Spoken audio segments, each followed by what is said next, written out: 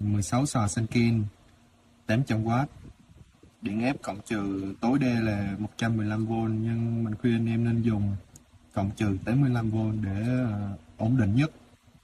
Ở đây mình có ký hiệu, đây là nguồn vào, ký hiệu B cộng, GND, B trừ về ngõ ra lo. Đây là tín hiệu vào. Bây giờ mình test chất ăn của mạch